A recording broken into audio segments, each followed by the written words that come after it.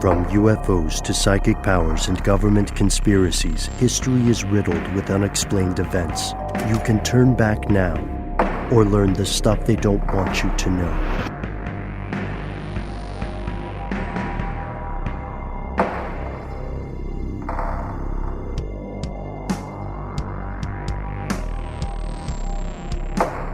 Hello, welcome back to the show. My name is Matt. My name is Noel. They call me Ben. We are joined with our super producer, Paul, Mission Control Deck. And most importantly, you are here. That makes this stuff they don't want you to know.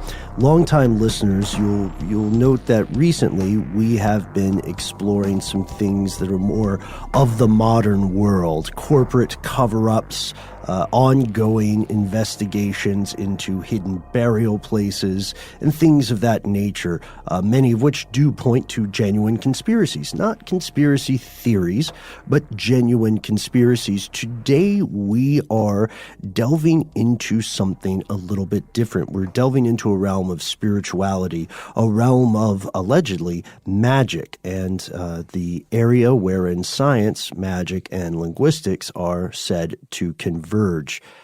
Let's start with angels. Today, angels, at least in the Western world, have a pretty solidified image. You know, most people in the West, if you ask them just immediately to describe what an angel looks like, unless they've done some further reading, they're going to picture a humanoid being, probably in a flowing robe or maybe nude but androgynous and shining brightly.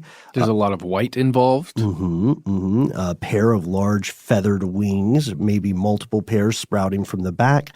And sometimes the angel will also have a halo or a harp, a halo being a circle of light, sometimes depicted as a band of some shiny golden metal above their head. This, of course, does not match one-to-one with many biblical descriptions of angels, which this is something you'll appreciate, Matt, from the X-Files. There is a fantastic depiction of an angel in an episode on the Nephilim. Do you remember that one with the sickly children? Yeah, it's tough. A little hazy for me, but that sounds familiar. Were the sickly children the Nephilim? Or yes. They were like children, or they were actually Nephilim? Spoiler alert. Yeah, they were actually Nephilim, and they had these mysterious genetic disorders, but they were being murdered one by one by a divine agent, which was an angel. And toward the very end, spoiler alert, here's your chance to turn back now. 3, 2, 1, spoilers. Toward the end of the episode where you actually see this creature attacking someone, its faces shift, because in some biblical descriptions of angels, they have multiple faces. And of course, there are many, many different types of angels, depending on which civilization or culture you are investigating. Man, I was certain you were going to say it was the Chupacabra all along. There is a Chupacabra episode of X-Files, and I believe in that episode, 3, 2, 1, spoilers, it is a fungal agent. An infection creates Chupacabra. I believe that may be a different show, but there's so many X-Files episodes. I have to say, Nephilim sounds like a great name for a metal band if it doesn't already exist, and The Sickly Children, great name for an album by said metal band. Nephilim is a band, yeah. Yes. Oh, really? Okay, of course. I believe that episode of X-Files we were referencing was called All Souls. And yes, I do remember that episode. And they're not, as good as the writers of X-Files are at this time, they are not making this up out of whole cloth, as the idiom goes. Instead, they are cribbing from beliefs of ancient civilizations, far older, by the way, than the religions of the book, far older than Islam, Judaism, or Christianity. In fact, most ancient civilizations in the world believed in this concept of angels or something very much like them. Benevolent spirits representing a more powerful deity. So they were almost like minor deities. They could do little miracles. They were not as powerful as God, or not as powerful as whatever the supreme, final boss deity was in a belief system. But they had a heck of a lot more agency and power than mortals. well, maybe agency is a tough word there. There's Yeah. a huge argument about angels and free will that dates back to the beginning of a lot of myths. So it's important to note here that not all angels are necessarily good. We're going to bust an angel stereotype today. We'll get to that later on in today's episode. This is fascinating. So while the belief in angels or something like these benevolent intercessing spirits may be ancient, it persists in the modern day, and the statistics may surprise some of us listening. According to a 2011 poll that was published by CBS, 77% of adults in the United States believe angels are real. This is usually, of course, tied to religion. 88% of people identifying as Christian and 95% of people identifying as evangelical Christians, along with 94% of people who attend weekly religious services of some sort, say yes, they believe in angels. I'm going to pause here because that's a tricky question. That statistic is worth challenging because it all depends upon how the question is asked. Yeah. You know what I mean? Like if you simply say, hey, if you're catching people right outside of a church service as they're on their way out and they say, do you believe in angels? It's safe to say, just based on how human psychology works, they're much more likely to say yes. There's social pressure in that environment if you did it that way. That's to true. Agree and say, yes, of course I do. And there so often seems to be such an all or nothing approach to that flavor of religion. Sorry, flavor is a weird choice of words, but you know what I mean. Yeah. Like it certainly feels like people would be encouraged to not just take the bits they like, but you have to believe in all of the lore and every part of what's in the Bible as being the truth. Or at least say you do, because let's not forget there's a lot of cherry picking from various religions. I mean, tale as old as time, but one of my favorite examples is this author who wrote a book called Living Biblically. Have you guys heard of this book? I have not. Oh, wait, is this the one where he lives according to Leviticus? the teachings of the Bible for a period of time and like wears his beard long and all of that stuff? What's the guy's name? A.J. Jacobs. A.J. Jacobs. He was on Part-Time Genius talking about this. The Year of Living Biblically, one man's humble quest to follow the Bible as literally as possible. He runs into a lot of stuff that was treated with great import, but is generally not followed in today's modern age by most people who would consider themselves practitioners of Christianity or practitioners of a faith of the book, of the Abrahamic variety. He ran into one of the ones that was the most surprising to me was when he ran into the ban against wearing two different types of fabric. Yeah. That was a big deal. You were not supposed to do that. And so often, even people who feel that they are following the letter and the spirit of the law as determined by these religious works, they'll skip some stuff. You know what I mean? They'll have some polyester, they'll have some nylon or whatever the banned fabrics are. But you got to do what you got to do, man. You got to do what you got to do. But it may well surprise a lot of people to find that, at least according to this study, the belief in angels is so prevalent, even in this increasingly secular world. So we have to ask ourselves, what is it about angels that so captures human imagination, even now in 2019? And to answer that question, we have to continue maybe busting myths is not a good choice of words here, but we have to continue clarifying what angels were historically and how they became so closely associated with that cultural icon of the flowing robes and the harp and the halo, which, again, it reminds me of how Coca-Cola managed to codify the appearance of Santa Claus. Oh, yeah. Yeah, it's true. It's a true story. But here are the facts. Okay, first off, where does the name angel come from? Well, the word itself is derived from the Greek word angelos, which means messenger. Malak, the Hebrew word for angel, also means messenger. And both words quite neatly fit in with the Persian word for angel, which is angeros, similarly meaning a courier. Mm-hmm. So we know now that all of the earlier uses of this concept meant someone who brings a message, right? Yeah, it's not servant or child or, any of these other things that you kind of sometimes are ascribed to angels, like the children of God in some way, the offspring of God, the servants of God. No, these are messengers of God. Mm-hmm. And the various similarities between these preceding words and phrases has led some researchers to speculate that the earliest form of what we would call angel comes from Mycenaean Linear B script, akero. And this leads us to one of the most important, crucial things we have to establish here.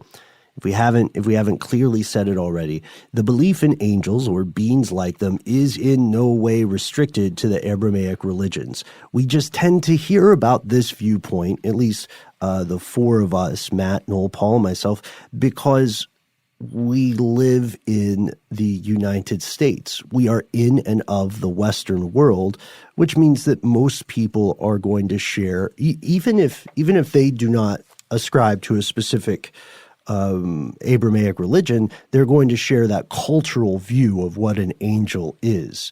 But this is not a purely Christian, Judaic, or Muslim thing. The ancient religion of Zoroastrianism has beings very, very similar to angels, and Zoroastrianism is its own fascinating religion that we could do a different episode on. We really should, because I want to dive deeper into that. Mm-hmm. It's the source of the name Mazda in cars, actually. That's wonderful. It's fascinating for sure. In Abrahamic religions, angels are often depicted as these benevolent celestial beings, and they're intermediaries between we mudwalkers and God. And this makes sense, right? Because as you said earlier, Noel, they're primarily depicted as messengers, but they have other roles too. They do other stuff. Oh, yeah. Sometimes they'll pop down to protect someone, maybe impregnate someone. I mean, that was God, right? That wasn't an angel or a dude. They also will smite people. Oh, yeah, definitely. The archangels will come down and take you out if you're doing the wrong thing. But see, it's so interesting with some of the tales and philosophies behind intervention between heaven and earth and all of these things. I love these topics so much. But yeah, so they'll protect you, they'll smite you, they might impregnate you, but they're what? That's about it? They'll do little tasks sometimes. Right, task assigned by God. So that could be anything from conveying a message to perhaps delivering someone from peril, right? They pray to God and God sends someone. It's interesting because in some of the earlier appearances in the Old Testament, for instance, God is a hands-on manager. God shows up and specifically talks to people. God will directly intervene. And as the story continues, God seems to be increasingly communicating through intermediaries. In the Christian faith, it's through Jesus Christ, for instance, right? And the priest, if it's Catholic. Mm-hmm. Yeah, spot on. And so what we see is that the concept of what an angel is and what an angel does evolved along with the commonly agreed upon understanding of the nature of God. And within these Abrahamic religions, angels are organized into hierarchies. This happens in other religions too, but the specifics of the hierarchy may differ across various belief systems. And that leads us to angels today, right? So fast forward, thousands of years of history, we did a very quick and dirty summary of it. Yeah, the angels got in the outfield. The angels went on the airwaves, we said. Yeah, that was, Tom DeLonge's Angels. Mm-hmm. Yeah, the angels definitely did other things. They show up in the Twilight Zone. There's a lovely, inept guardian angel attempting to earn its wings. Aw, that's a really sweet episode. That's one of the not depressing Twilight Zones. And that's I think that's one of the only recurrent characters in the Twilight Zone universe, other than, my boy, Rod Serling. You know what I think of when I think of angels? What's that? As far as a depiction, is the depiction of angels in Dogma by Kevin Smith, where they had no genitals. Mm-hmm. Yeah, angels have been depicted as androgynous beings at time, which is strange because it doesn't really jibe with some of the ancient angel stories, which we'll get to, right? And for the true believers, angels in the modern day largely function as they did in the ancient past. More directly, they're bringing messages from a deity and accomplishing earthly tasks for that power, perhaps specifically focusing on one person. The belief in a guardian angel that looks after you as an individual and your individual soul is still very much in play in the world today. And this leads us to another question, which is a question we do not mean in an offensive way at all. Your personal beliefs are your own. It's a question that the world has still grappled with, which is this: where is the proof?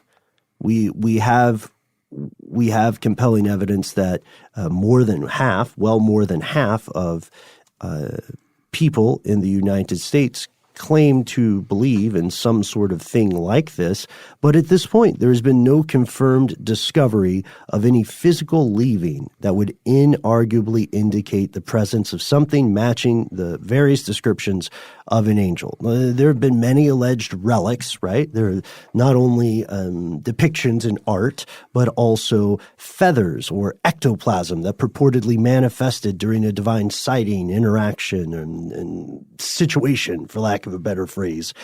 And the overwhelming mass of what people interpret as proof of angels up to this point has unfortunately been based on anecdotes, personal belief, and faith. Again, this is not to deride anybody who believes in these entities, nor is it meant to dismiss your personal views. It's best to call it unfortunate simply because without physical, verifiable evidence, most people who do not believe in these sorts of creatures will never see a reason to change their minds otherwise. They'll say, oh, you have a story, right, where let's say you had a near-death experience and you spoke with something that you perceived to be an angel. It told you still had work to do, and then you woke up in the hospital, right, miraculously recovering. You had been dead for anywhere from 2 to 13 minutes or something like that. Your heart wasn't beating.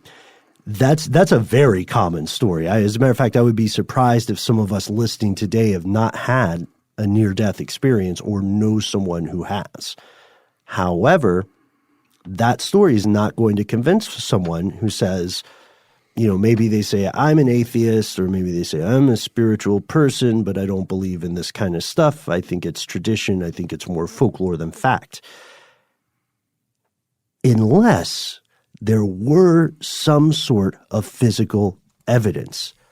Because you see, there may be one more piece of proof, something that true believers feel is all too often ignored. What if, in a way, the things people call angels have left a trace on the waking world?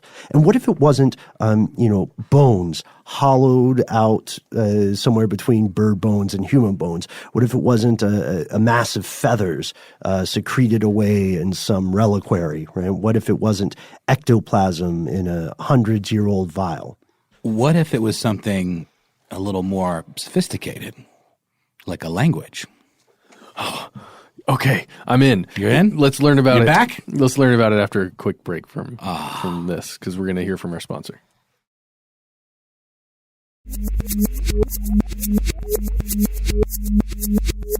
And we're back. It appears that we have not been smited yet. So here's where it gets crazy. Language.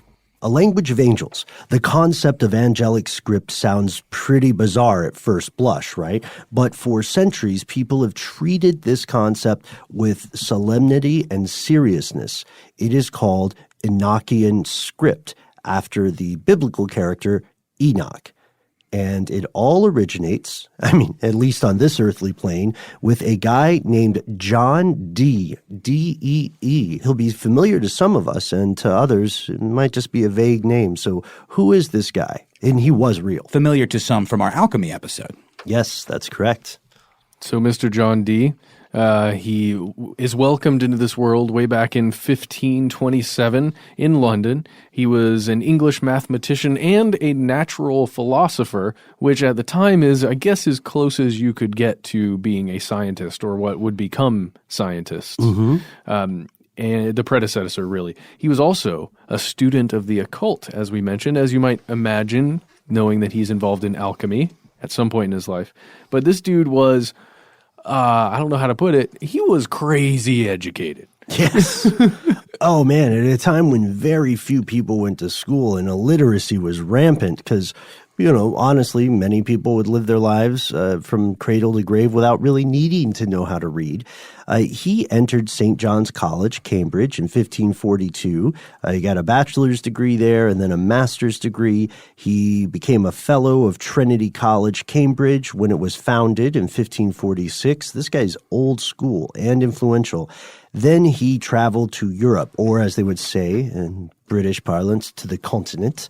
And in 1547, he made a short visit. Then he stayed from 48 to 1551, studying under mathematician cartographers, people like Pedro Nunes, Gemma-Frisius, Abraham Ortelius, and Mercator of the Mercator projection. Oh, yeah, that's that one. And he also did self-directed study in Paris, a few other places that have been lost to history.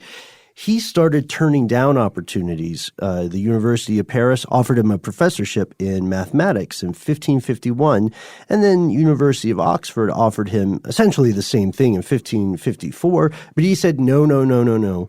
I don't want to be an academic locked in some ivory tower.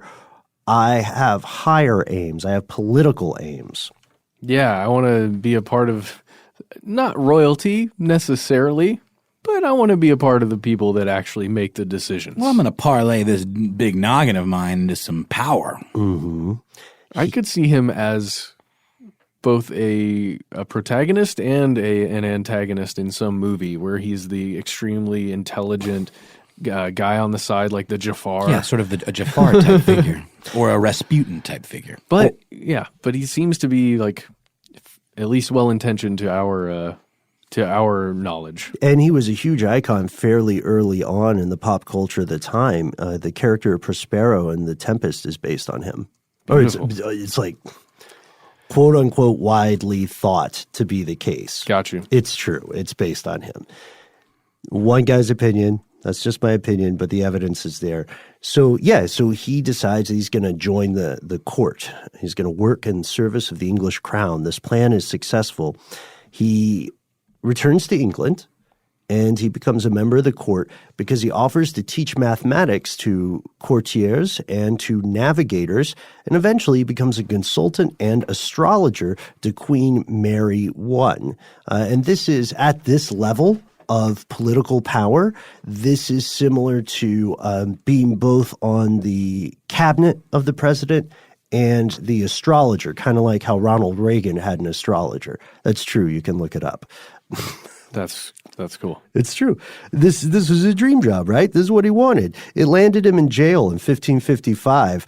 He was charged with being a conjurer. It happens. They let him out a little later, but it is on the books. So this is the first time he gets a criminal record. I wonder what he conjured to get that sentence, or was accused of conjuring. I didn't see that anywhere. Maybe it was just a tiny little imp that he was going to have assist him in his work. Wait, what? What? A homunculus, conjuring a small homunculus. Oh, a homunculus. An imp, I love that word, by the way. Whatever. Maybe it was just a small black cat. Does a homunculus inherently have a hunch?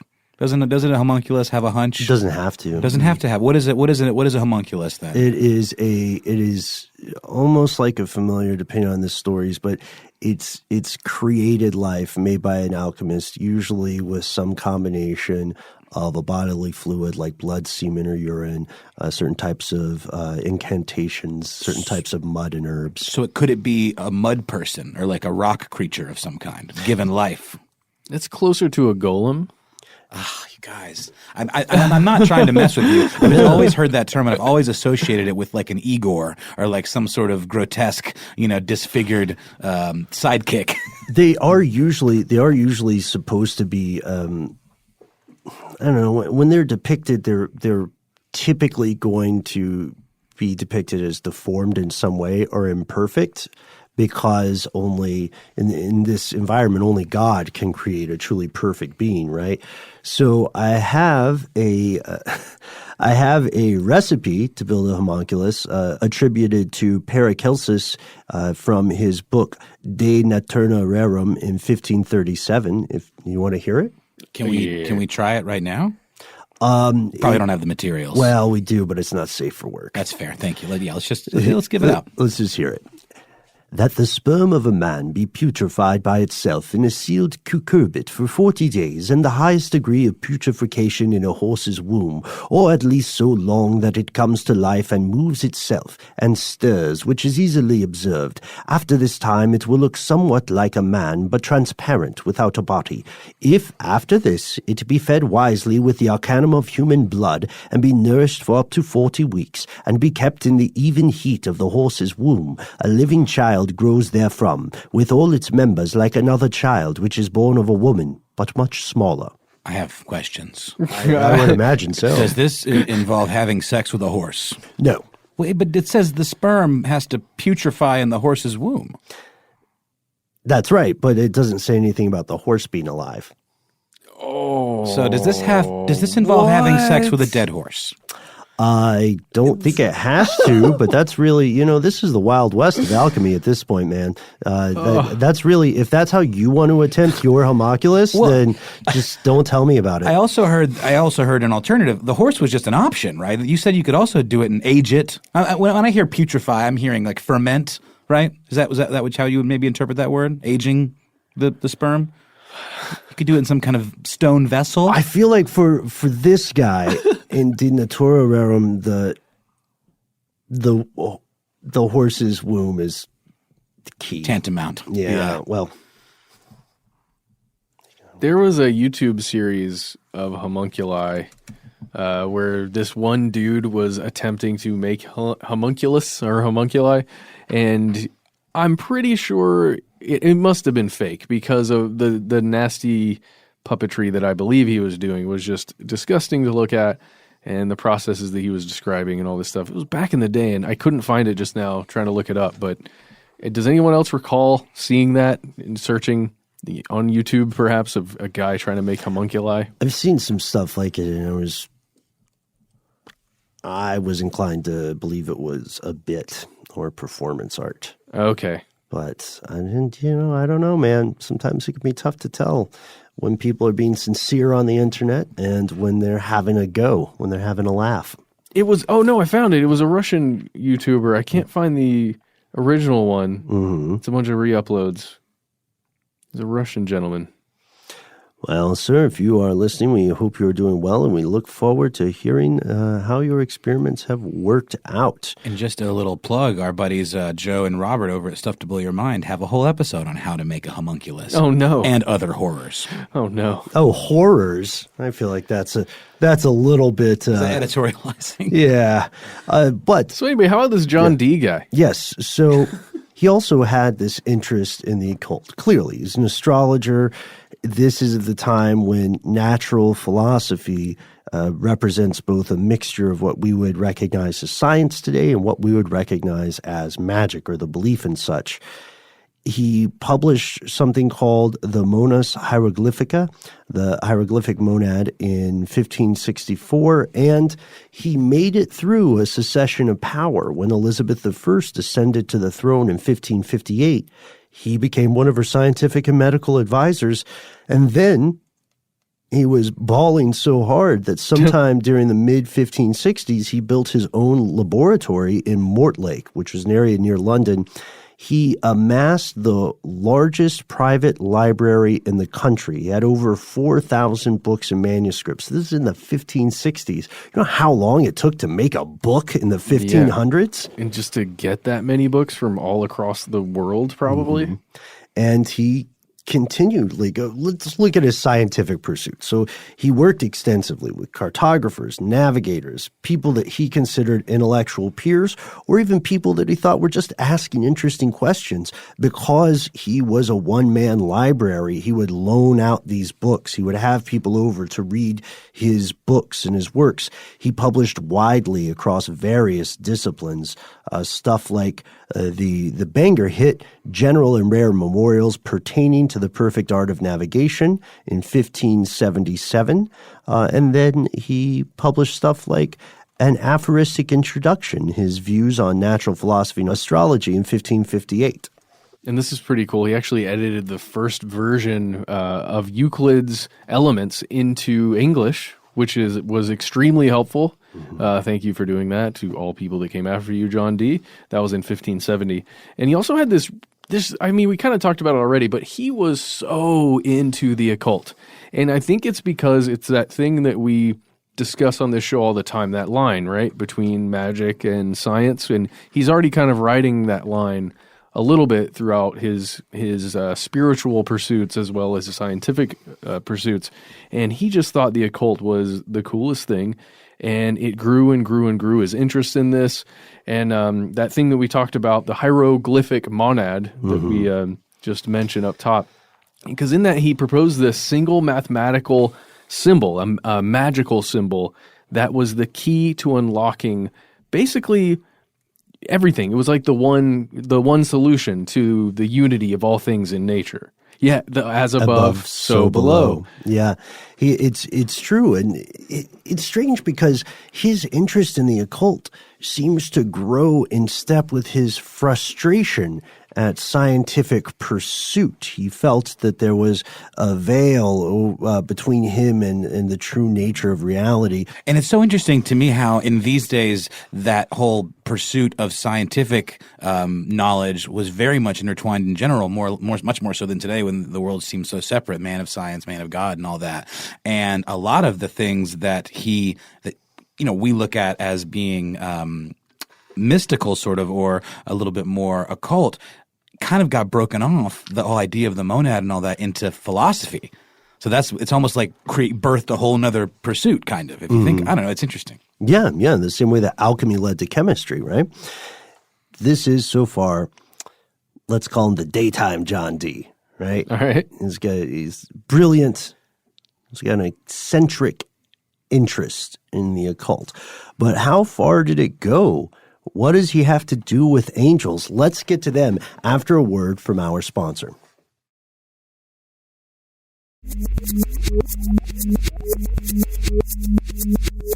So here we have John Dee. He's in the halls of power. He is considered a world-class authority on all manner of scientific pursuits and disciplines and exercises in philosophy. He's also an unhappy dude. He's getting increasingly frustrated because he wants to build a comprehensive understanding of the natural world. And so, in, let's say, maybe desperation or just in the next step of his continuing quest, he began seeking supernatural or divine assistance. He attempted to speak with angels. In the 1500s, by the way, you ran a severely high risk of death or dismemberment by saying that you didn't believe in angels. So anyone who doesn't, count yourself lucky today, right? In 1581 specifically, he began performing a long series of magical research projects. Earlier that year, when he was around 54, he had written in his journal that God had sent, quote, good angels to communicate directly with human beings. And so he had set himself up to make contact with these angels. But he had a problem, you see.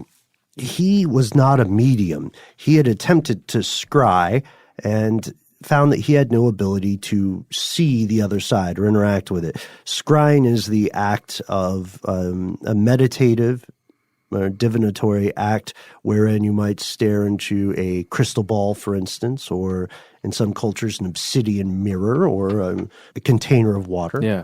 I always thought it was when you look at the top card of your library and you decide to put it either on the top or on the bottom of your library. But I don't know. That's just what I thought scrying was. That's a cool move in Magic. Are you still playing Magic? Huh? What? No. I'm talking about scrying, bro. Okay. Like real Magic. All right. Okay. That's right. Matt does scry with a deck of cards. Oh, let me look at this. What is that? Terror? Okay. Put it on the bottom. Oh, I thought you were going to say 7 of clubs. But that is not your card. So those are the kind of results that John Dee was having. He couldn't divine this stuff, and he was honest enough with himself. This is very important. He was honest enough with himself to say, well, I'm not doing it. I'm not going to delude myself. I am certain that this talent exists, but I am likewise certain that either I do not have it or I don't have a strong enough capacity to learn it. So eventually he did find a medium, or at least he thought he did. He held numerous seances in England and other European countries across the continent in the company of his hired medium, a fellow named Edward Kelly, who we'll get to in a moment, but he's very important in this story. In his attempt to contact angels, Dee was seeking that universal language of creation. He thought it would bring about a pre-apocalyptic unity of humankind. He thought that everyone, despite their differences, knowing this language would discover some sort of tangible and supernatural and philosophical truth about the nature of the universe and Earth and humanity's place in it, and that this would promote peace. This would stop pointless wars and so on like that. Somewhat utopian, right? I can totally see where he could get that belief. Mm-hmm. It sounds very similar to some of the stuff we've been discussing earlier with the whole Watchman Ozymandias thing. Like if we all had that one connection for sure, for certain, that makes the world bigger than us, then maybe we would all get along. Yeah, we have a lot of one-stop shoppery in the story of human aims, right? The guy who created Esperanto also thought that it would help end war. Yeah. Because everyone would speak the same language. Yeah. Esperanto is a great language, by the way. Very few people speak it, but it's a great language. I just remember researching it back in the day for the old website. And that's all I know. And learning about William Shatner's wonderful film. Well, let's. So John Dee, he totally thinks this is going to happen, right? And he goes to some pretty extensive lengths to try and make it happen, to try and prove that it's true. Yeah, he and Edward Kelly have hundreds and hundreds of sessions from 1582 until 1587. And during these sessions, they come to believe that they are communicating regularly with actual angels, and they each have their role to play. They're like a two-man band. So Dee will be the orator and the supplicant. So he will be asking these questions. He will ask them often by directing prayers to God and God's archangels, and then he would invoke them to manifest themselves in his scrying stone. For him, it was a black obsidian mirror. Oh, that's cool. I don't know if you guys have seen those in person, but they look really cool. I bet. It kind of gives you like a sort of a blurred kind of reflection, right? Black Mirror-esque. Yeah. And Kelly would act as the scryer. So Dee is invoking these powers and asking them things, and Kelly is watching for their reactions. He would see visions projected in this mirror, and he would describe them to Dee, and then Dee would write them down. So cool. And everything picks up steam around the year 1582 or 1583. Yeah, that's when John Dee and Edward Kelly claimed to have received communication directly from the angels, who supposedly, allegedly provided them with the foundations of this language, which can be used to communicate with the other side. This angelic language had its own alphabet, syntax, grammar, all of which they wrote down in their journals.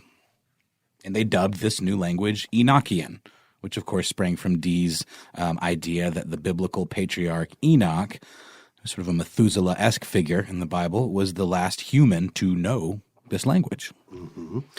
And Dee, in common conversation, preferred to call this language angelical or the celestial speech He also called it the first language of God, Christ, and particularly he was fond of calling it Adamical, like Adam Ickle, because he claimed it was the language spoken by Adam, the biblical Adam, in the Garden of Eden during the naming of all of God's creatures, walk the earth, swim the sea, fly in the air.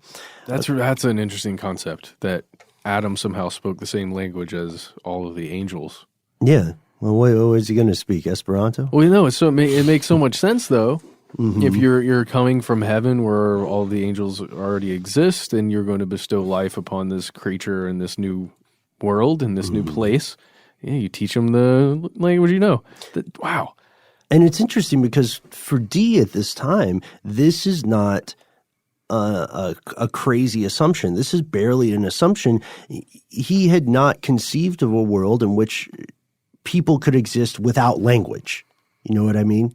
Like at this time in the 1500s, there's not going to be anyone arguing for the slow evolution of primates, right, from an arboreal species to two-legged people walking and working out or accelerating their differences through a series of organized noises.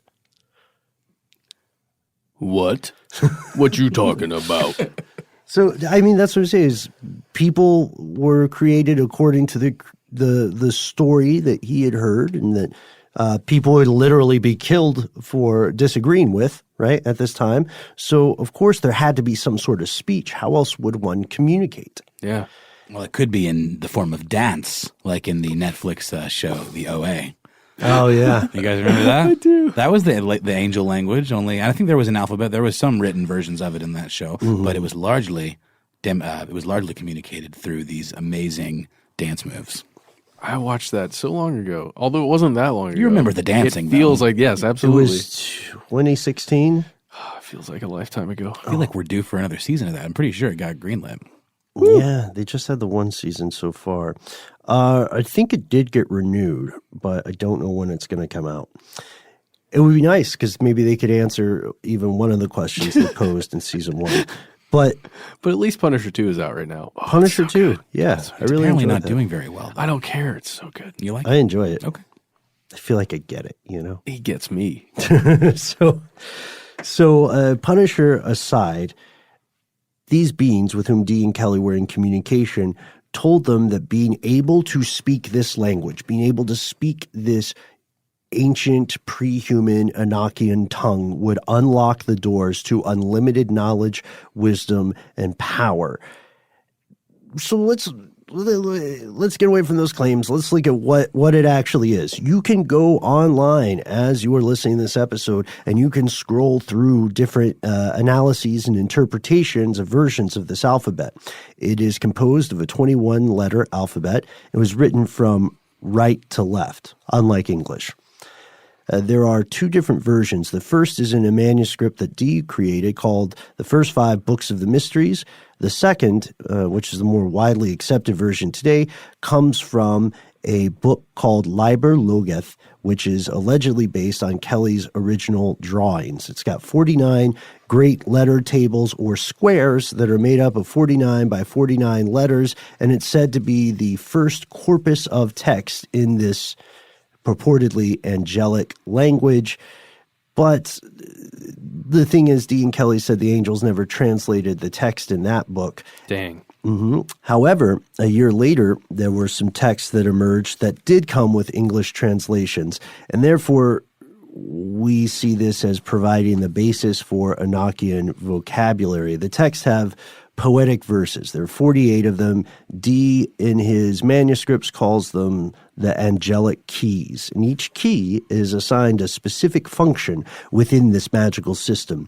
Dee, you see, was planning to use them to open the 49 gates of wisdom or understanding, represented by the 49 magic squares in this pre-existing book. Oh my gosh. So that's the long and short. But surprise, it gets complicated. I mean, just what am I doing with my life if I can't have a goal like unlocking the 49 gates of wisdom?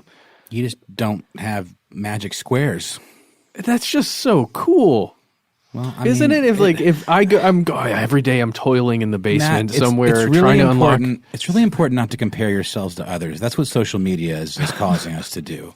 When I was when I was carted off to this smart kids camp in a different lifetime, one of the things that they made us swear to do, they were pretty lax on everything, but one of the things they made us do was swear not to leave a place they called the Magic Square. Ooh. And one of the other kids that was there with me was convinced that it was evidence of some sort of devious, arcane shenanigan. Whoa. I think it was just a name. Yeah, it wasn't salt or anything, you're sure? Well, I mean, no, but seriously, unlocking the 49 gates of wisdom is like the best quest that you could ever find in a video game. That sounds incredible, but John Dee was trying to do that IRL. Yes, yeah. And that leads us to a question. Did he succeed? What a great question. Because of the loss of parts of his original manuscripts, there are multiple, at times conflicting interpretations regarding the meaning, validity, or authenticity of this language. Almost immediately after it was first published, the language was met with suspicion, skepticism, and not a small dose of hostility, because by the 16th and 17th centuries, this Enochian script was considered legitimate proof of communication with otherworldly or supernatural beings. Not angels, however, demons. Yeah, that makes so much sense to me.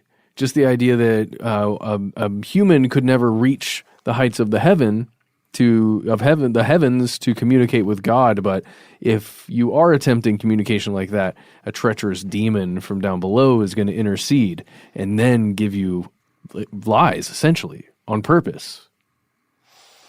The corruption. Yeah. Yep. To mislead you, right? To put you in rebellion against the true powers that be. And the whole time you would think that you're in communication with angels. One of the supporting platforms for that argument would be the idea that the devil and infernal forces typically use deception and trickery, right, to lead people away from the light. They also, the angels or supernatural entities that created this language or communicated in it, were said to have discredited the existence of the Holy Ghost. These kind of claims, the idea that you shouldn't pray to or through Jesus Christ, or that the Holy Ghost doesn't exist, they directly attack the foundations of Christianity.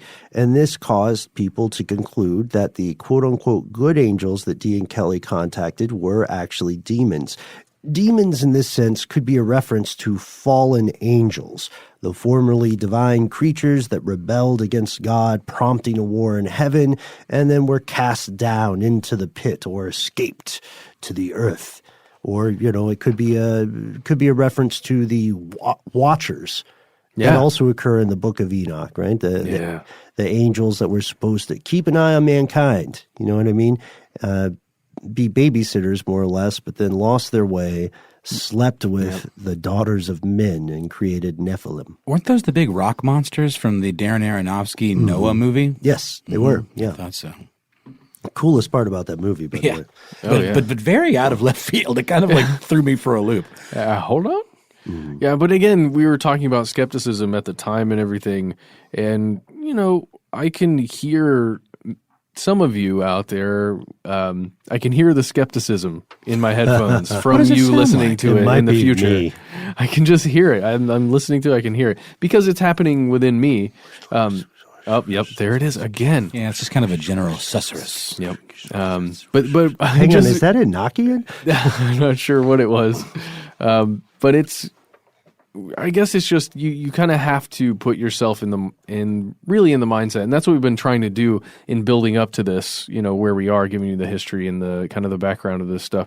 You just have to put yourself in the mindset of somebody in the 1500s that truly believes these things, and this is the concrete upon which your entire world is built. So just remember that and don't scoff at it. Yeah. Don't be dismissive. Look, there were people who lived, 500 or 2,000 something years ago. Nowadays, it's alarmingly easy for people in the modern age to dismiss those folks and say, oh, that was so uneducated, or how could you believe this kind of thing? You know what I mean? But we are benefiting from centuries and millennia of progress that none of us living had anything to do with. We are standing on the shoulders of giants, and we are ourselves making assumptions that will look cartoonish to people even 20 years from now. And we say all of that because it wasn't necessarily in any way the spiritual nature of the claims that were the things that seemed that people were most skeptical of. Yes. Okay, so for the people who outright said, this is flim-flammery, this is malarkey, this is balderdash, there were two primary factors that indicated to them this whole thing was a fraud. First, Edward Kelly. We mentioned Edward Kelly. Alchemist, self-described medium, partner in this exploration with John Dee. He had another life. Before his foray into the spiritual frontier, he was a known counterfeiter.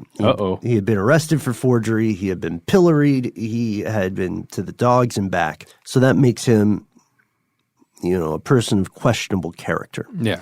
Secondly, the prophecies mentioned in the Enochian communications don't actually come true. Even relatively mundane and specific ones. Like there was a claim that Dee would one day be tried for treason. He was not. So maybe they're misreading the timeline. Maybe it's a syntax error in translation. But still, if you're not getting things right and you're working with somebody that already has a reputation as a John Dee, it really does kind of make you question why he's choosing to go this route. True. That's a good point. But we can see how there was already a contingent of people that said, all right, everyone, I know this sounds really cool, but we have to check our sources, right? Let's go to the modern day. This language, this script is still around, and now our species has vastly more sophisticated tools, techniques, and a more profound understanding of how language in general is created, composed, and continues to evolve. We now have people who travel around the world just to find dying languages or just to find new languages that are blossoming across the planet. So for true believers in the modern day, this stuff is the real deal. Maybe not specifically angels. Maybe Dee and Kelly didn't know exactly what they were talking to, like those old warnings against Ouija boards. Yeah. But regardless, people who consider themselves practicing magicians will often say this is a proto-language, arguably one of the first languages, and as such it has incredible mystical power. Speaking things like this, declaring them, alters reality. Very, very, very potent stuff. But for linguists and for skeptics, the structure of the language just does not match up with what we know about every other human language.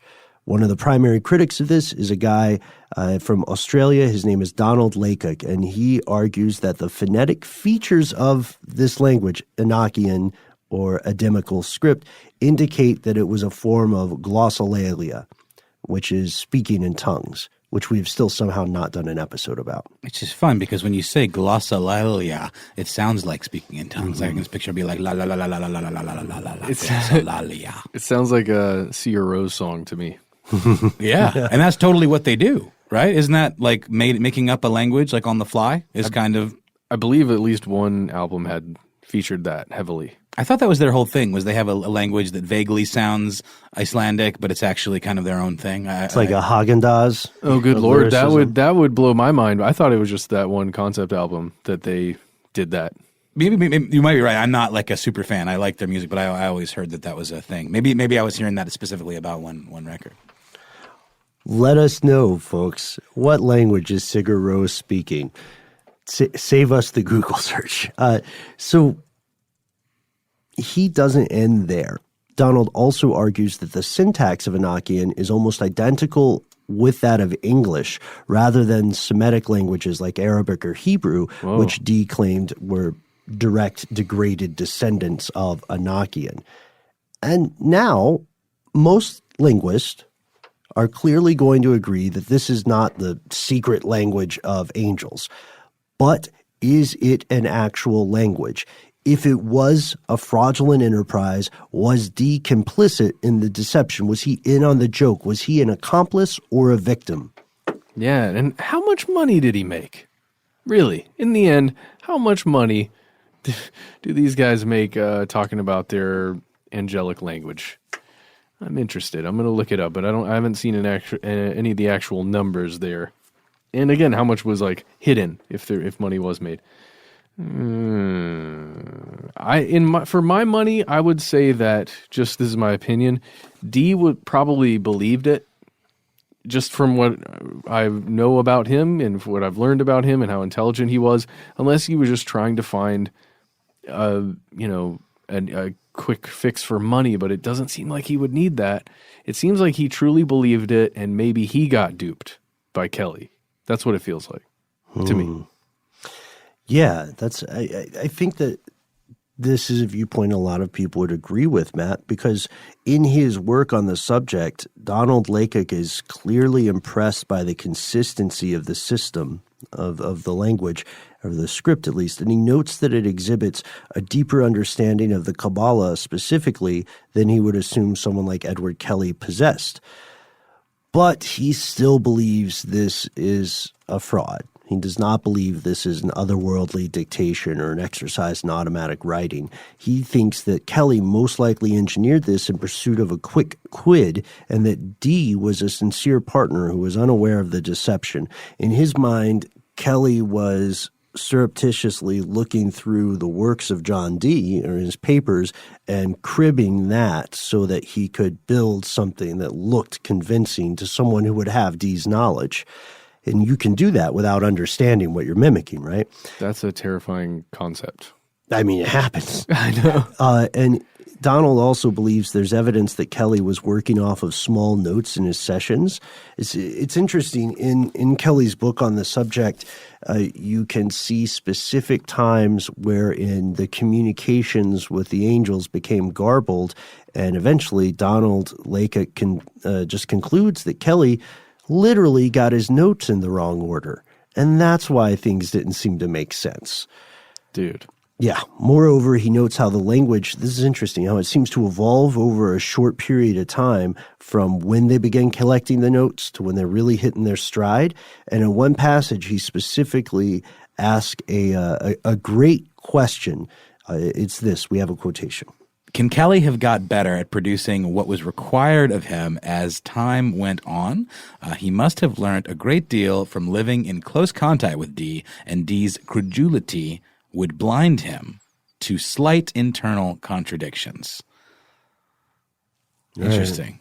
So would he have been able to present Dee's knowledge back to him in a way that confirmed what Dee was already certain of? And if so, after Dee had entered the sunk cost fallacy of investing so much belief and time in this, would he have just maybe subconsciously ignored things that were clear contradictions? There are a couple times where Dee does note an inconsistency, but there are a lot of times where he lets stuff slide. So at this point is where it leaves us. People who do not believe in the existence of supernatural beings, especially angels, probably will not see the Enochian language as any solid proof. We're not really changing any minds here. Yeah. But people who do believe in this sort of stuff, in the existence of angelic forces or even divine or infernal forces that are intangible and usually imperceivable to humans, they probably won't see the indication of fraud in the Enochian language as an overall refutation of angels entire. I mean, it's kind of like saying that Australia doesn't exist because drop bears are not real. Are you saying drop bears aren't real? You're stating that. Saying it. Send me some evidence. I don't think anyone who's ever come across a drop bear has lived to tell the tale, so I am holding off. Then how do we have stories about drop bears? Obsidian mirror? Okay, well played. All right, I'm back in. But it's true. One thing being false doesn't invalidate everything associated with it. You know what I mean? Yeah, no, that makes a lot of sense. It's kind of like saying, well, if Tuesday's real, why isn't it Tuesday now? You know what I mean? That's not a very perfect. I just want to have not my best comparison. just want to have that kind of argument all day long. If USB is the standard, then why isn't that USB? That's not the same thing. That's not the same thing. No, that's totally right. Yeah. You're good at this, Ben. No. I'm just some guy who doesn't speak Enochian. Not yet. Not yet. We want to hear from you, however. Thank you so much for checking out today's episode. First things first, and this may be a personal question for some of us, do you feel that it is possible to communicate with things that are perhaps beyond the pale, something from another dimension, something from a higher plane of existence? Let's get Graham Hancock with it. Let's see what happens when you speak directly to your DNA on a DMT trip, right? Oh man, that sentence was great. I mean, that's not me. That's Graham Hancock. That's who he believes. The machine elves and stuff. Oh, sure. But just to put those words right next to each other, so to get a nice ring to it. The DNA, the DMT. What do you think that this is a case of historical fraud? Do you think there's something else to the story? And if so, what? Or what are some other examples of strange languages that you have encountered? You know, we're fans of the Voynich manuscript over here, which I think someone recently claimed to have decoded it again, but that happens every few years, right? Mm-hmm. You can let us know about this through any number of ways. If you do not happen to have a black obsidian mirror with you at this time, or if you feel your scrying skills are a bit rusty and don't want to be mistranslated, you can always contact us via the internet. We are on Instagram, we're on Facebook, we're on Twitter. Talk to the best part of the show, your fellow listeners, on our Facebook community page. Here's where it gets crazy. You can follow me directly on Instagram, where I am at Ben Bolin. I am at Embryonic Insider. I am not available. You are so available. You've been there for me and Ben for years now. You're the most emotionally available person I know, if not social medially available. I just like stalking you guys. I saw that great picture from the holiday party that we had, the super late January holiday party. Yeah, somebody negged me really hard on that because Ben said, look, we really do know how to clean up. And someone says, I didn't know a jean jacket was cleaning up. Oh. I know, but the rest of me was cleaned up. But you know what? That's a nice jean jacket. You know what you're doing? What's that? You're doing the Feeding thing. Into you're doing the thing the incels do, where you're just seeing that one negative thing. It was the only comment. It was the only comment on the picture. There were a ton of comments on the picture I saw. I must at have least. gotten to it early. It was very kind human beings. I think we looked good. The only thing that would have made that picture better is if our mysterious and enigmatic super producer Paul Mission Control Decant would have deigned to make an appearance. Oh no, we can't reveal Paul Mission Control. If he doesn't have that air of mystery about him, like what is this show? It's basically over for us. People don't even understand how his last name is spelled. I'm not going to break that illusion either. No, Omerta. Hey, I gotta stop saying Omerta. This is like the third episode in a row where I've just said that as a non sequitur. What were you gonna say? Nothing. I was just gonna say, send me your thoughts through your Black Obsidian mirror, because now I'm thinking we need to install one here somewhere in the office where we can, I don't know, try and communicate or send things through. Ben doesn't have a smartphone. Ben exclusively communicates via Black Obsidian mirror. Oh my God! Look at your phones right now with that Black Mirror idea. I know we're joking, but just that concept of the Black Obsidian mirror, I've never actually made that connection before. Oh, nice. You're scrying. Oh, God. Well, if you, speaking of phones, if you prefer to communicate to a phone, you can give us a call. We have our very own number. It is 1-833-STDWYTK. Yes, give us a call, leave us a message, and we'll see what happens from there. It's going to be cool no matter what it is. By the way, by calling and leaving a message, you give us permission to use your voice in the podcast. or this is a Facebook announcement for $20 or something extra. We'll wiretap your phone. Did you hear about this? What?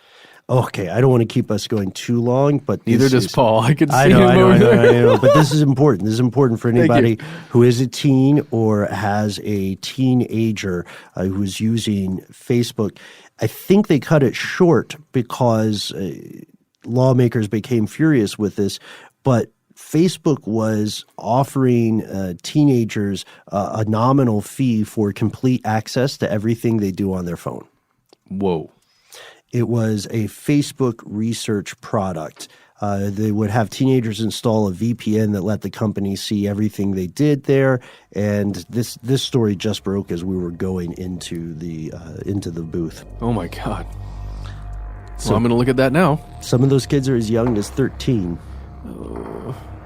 Anyway, let us know what you think. If none of that quite bags your badgers, you can send us your suggestions for future episodes, your feedback on this episode, your beliefs about big data, Bigfoot, skepticism, and everything in between. We are Conspiracy@howstuffworks.com.